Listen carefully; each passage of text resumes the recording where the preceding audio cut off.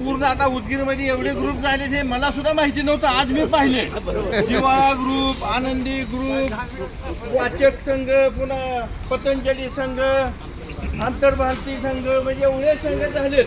आणि ह्या सगळ्या संघांबरोबर आता आम्ही बी ग्रुपमध्ये काम करतो, आम्हाला फक्त आमचा ग्रुप माहीत आहे.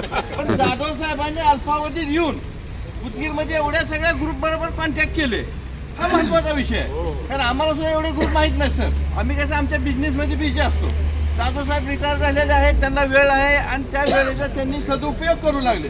लोकांच्या कामासाठी वेळ चाललेला आहे त्यांचा. त्याच्यामुळे जाधव साहेब बँकेत रिटायर होऊन झाले 5-7 वर्ष. 5-7 वर्षानंतर एवढी लोकप्रियता त्यांनी वाढवली इथं. हे त्यांच्या मनाचं कौतुक करत एवढं आपण कमी आहे. त्यांचं कौतुक करण्याची गोष्ट आहे. कमी कालावधीत आज प्रत्येक माणूस जाधव साहेबाला ओळखतोय. प्रत्येक ग्रुपमध्ये त्यांनी सभासद झाले. MD म्हणजे मॅनेजिंग डायरेक्टर. या सगळ्यात 7-8 ग्रुपचे मॅनेजिंग डायरेक्टर असताना त्यांनी काम केलं. असं म्हणलं तर काय वावगं ठरणार नाही. तर जाधव साहेब आमच्या कॉलनीचं आमचा शिवनगर म्हणून एक ग्रुप आहे. जाधव साहेबांचा आमचा परिचय नव्हता.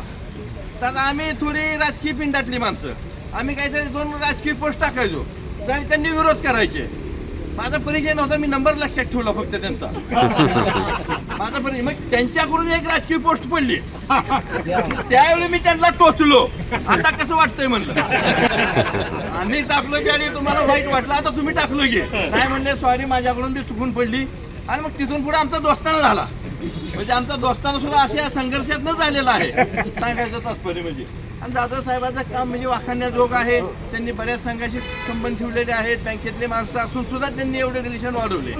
तर जाधव साहेबांना माझ्याकडून, ह्या सर्व ग्रुपकडून, उदगीरवासियांच्या वतीने त्यांना पुढचं आयुष्य निरोगी ऐश्वर्य संपन्न राहावं एवढ्या सर्तीच्या माझे 2 शब्द संपवतो. जय हिंद, जय महाराष्ट्र. यानंतर आभार